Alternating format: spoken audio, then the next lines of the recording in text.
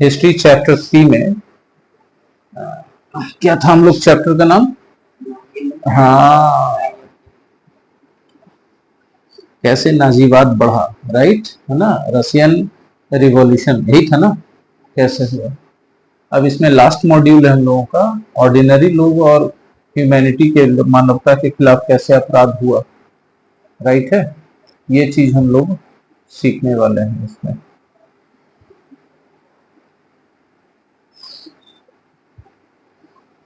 आम लोग, जो आम जनता थी, उसका नाजिज्म के तरफ क्या रिएक्शन था, वो कैसे रिएक्ट करते थे।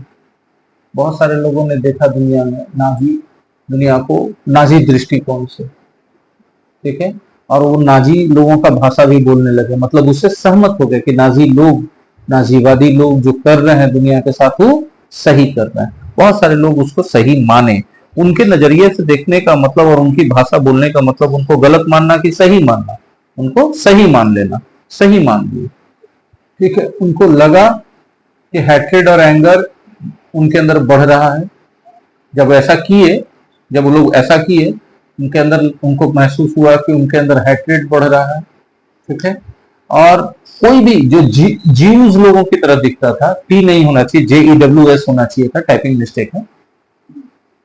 उन लोगों को लगा कि कोई भी दिखता था यहूदियों की तरह, तो उससे उसको देख करके इन लोगों के मन में नफरत आता था, ठीक है। और लोग इस हद तक पहुंच गए कि वो अपने पड़ोसियों को शिनाख्त करने लगे, कोई यहूदी तो नहीं है, ये यहूदी का मकान है, मार्क करते थे। क्यों भाई, कोई ऐसा मौका है तो उसको वहां से भगा दें, घर लूट लें, उन लोगों को मार दें। इतना नफरत और क्रोध यहूदियों के लिए नाजियों के मन में आ गया था, ठीक है। उनको ऐसा लगता था अंदर से कि भाई नाजीवाद के जरिए ही संपन्नता लाया जा सकता है, लोगों का जीवन बेहतर बनाया जा सकता है। क्योंकि नाजीवाद कहता था कि भाई यहूदी और उस स्किन कलर के लोग और उस बनावट के लोग इंफीरियर हैं, उनको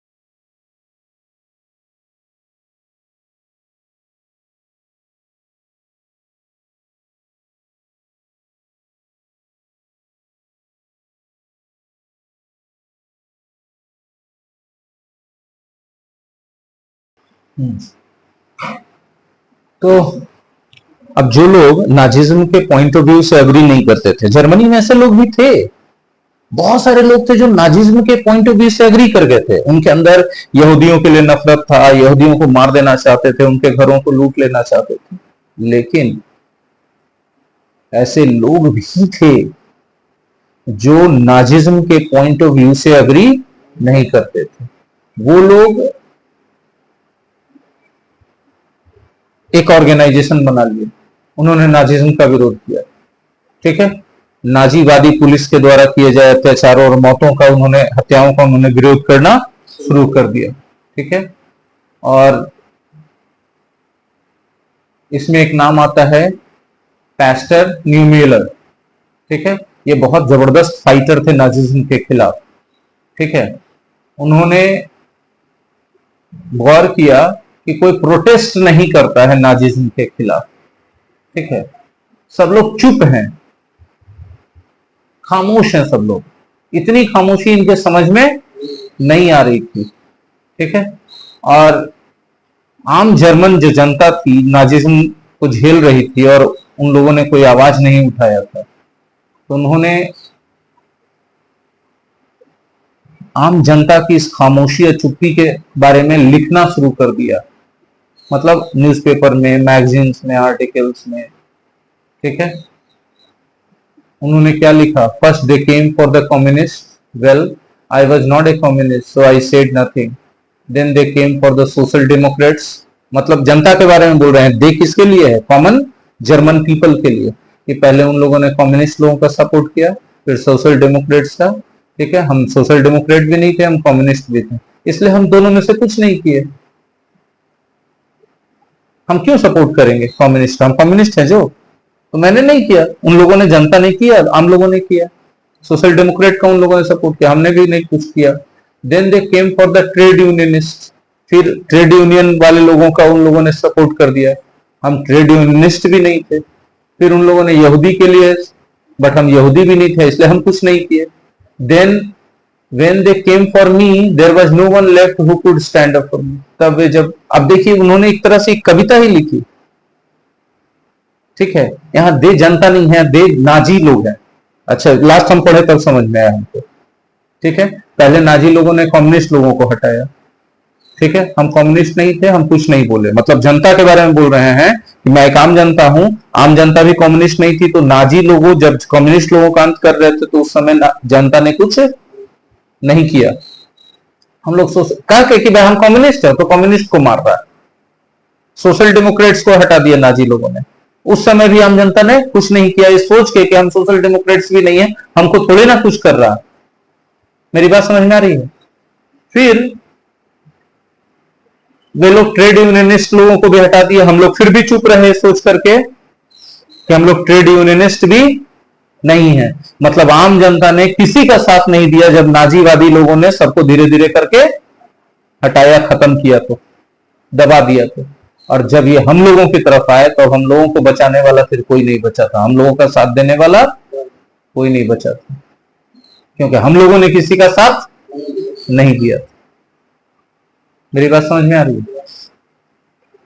हॉलोकास्ट के बारे में, it was only after the war ended and the Germany was defeated that the world came to realize the horrors of what had happened।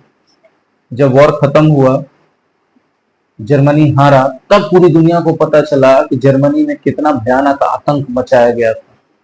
While the Germans were preoccupied with their own plight as a defeated nation emerging out of the rubble, the Jews wanted the world to remember the atrocities and sufferings they had endured during the Nazi killing operations, also called the Holocaust। ठीक है। अब जिस समय युद्ध हार गया German लोग, तो लोग अपना दुख भरा कहानी सुना रहा था कि कैसे जर्मनी को बर्बाद किया गया, कैसे वहां से लोग अपने देश को बनाने का कोशिश किया।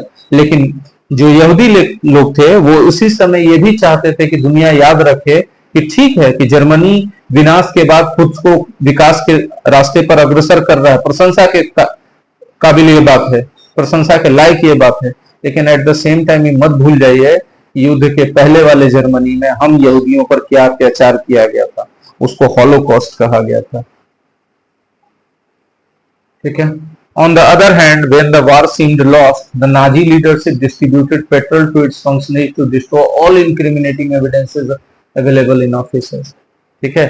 जब युद्ध खत्म हुआ तो नाजी नेताओं ने अपने समर्थकों को, अपने अधिकारियों को पेट्रोल दिया और कहा कि उन सब कागजों को, सबूतों को जला दो सारे ऑफिसेज में, जिससे हम लोगों के बारे में इस बात का सबूत मिल सके कि हमने यहूदियों पर अत्याचार किया। मतलब वो अपने अत्याचार का सबूत भी मिटा देना चाहते थे कि दुनिया को पता न चले कि उन लोगों ने क्या किया। Yet the history and the memory of the Holocaust live on in memoirs, fiction, documentaries, poetry, memorials and museums in many parts of the world। उन लोगों की लाख कोशिश करने के बाद भी होलोकास्ट का इतिहास और होलोकास्ट की भयावह यादें बहुत सारी जगहों पे दुनिया में है। कुछ लोगों ने मेमोइर्स के रूप में लिखते हैं ना अपने बचपन की कहानी की याद, तो उन लोगों ने लिखा। कुछ काल्पनिक कहानियों के रूप में कुछ लोगों ने लिखा सुन सुन के, ठीक है। कुछ डॉक्यूमेंट्रीज बने, कुछ कविताएं लिखी गई, है ना, कुछ मेमोरियल्स बनाए गए, कुछ म्यूजियम में। पूरी दुनिया में उस हॉलोकॉस्ट की निशानियां और सबूत आज के डेट में अवेलेबल हैं। मेरी बात समझ पा रहे हैं आप लोग? Inhabitants of the Warsaw Geto collected documents and placed them in 3 milk cans along with other containers.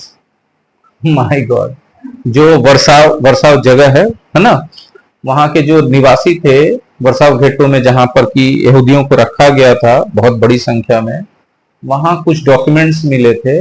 वहां के लोगों ने, वर्साव के लोगों ने उन डॉक्यूमेंट्स को 3 मिल्क कैंस में, देखिए यही मिल्क कैंस है जिसमें दूध आता था, उसमें घुसा करके अलग दूसरे कंटेनर्स के साथ मिला करके रख दिया। उनको पता था कि इस तरह के सबूत ये लोग मिटाने की कोशिश करेंगे। As destruction seemed imminent, these containers were buried in the cellars of building in 1943. This can was discovered in 1950. 7 साल के बाद इसको खोज के निकाल, इसको गाड़ दिया गया बिल्डिंग में 1943 में। 7 साल के बाद ये सबको मिला, क्योंकि यहूदी लोग के खिलाफ जो अत्याचार हुआ था, नाजी लोग उसका सबूत मिटा रहे थे। तो जिन लोगों को लगता था कि नहीं, इनको इनके बारे में दुनिया को पता चलना चाहिए कि कितने बड़े अत्याचारी हैं, ठीक है, ये भरोसे के लायक लोग नहीं, ठीक है। Denmark secretly rescued their Jews from Germany. This is one of the boats used for the purpose.